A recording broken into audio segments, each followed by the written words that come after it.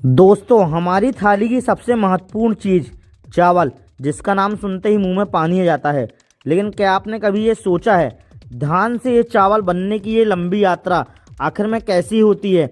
आइए आज देखते हैं धान से चावल बनने की पूरी कहानी। सबसे पहले खेतों में जुताई होती है और मिट्टी को नरम किया जाता है और खेत में पानी को भर दिया जाता है।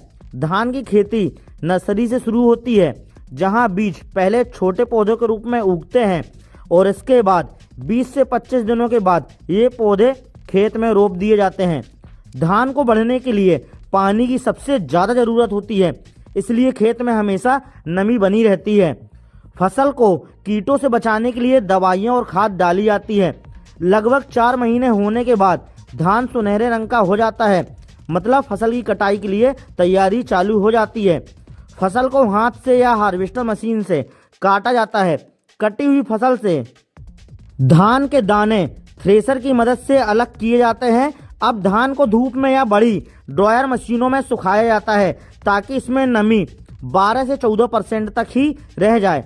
ये स्टेप बेहद जरूरी होता है, वरना चावल खराब हो जाते हैं। इसके बाद में धान पहुंचती है राइस मिल में। सबसे पहले क्लीनिंग मशीन से धान से धूल, कंकड़, तिनके और अन्य गंदगी सभी को अलग कर दिया जाता है। इसके बाद में हैक्सिंग मशीन में धान डाल करके इसको भूसे में बदल देती है। इसमें जो भी भूसा निकलता है उस भूसे को अलग करके चावल अलग कर दिया जाता है, जिसको हम बोलते हैं ब्राउन राइस। इसके बाद में आता है पॉलिशिंग का स्टेप। यहाँ ब्राउन राइस को चमकदार सफेद चावल में बदल दिया जाता है। कुछ चावल सिंगल पॉलिश होते हैं, कुछ डबल और कुछ प्रीमियम गुणवत्ता के होते हैं, जिनको सिल्की पॉलिश कहते हैं।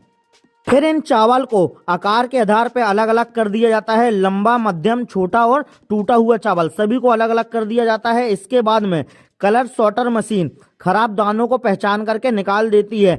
अब आपके सामने केवल चमकदार, साफ और पूरी तरीके से सुरक्षित चावल ही बचता है। तैयार चावल को पैकिंग सेक्शन में भेज दिया जाता है। यहाँ ऑटोमेटिक मशीन है, चावल को 1 किलो, 5 किलो, 10 किलो और 25 किलो के बैग में भर देती हैं। हर पैक पर इसकी वजन, मैन्युफैक्चरिंग डेट और ब्रांड का नाम छाप दिया जाता है।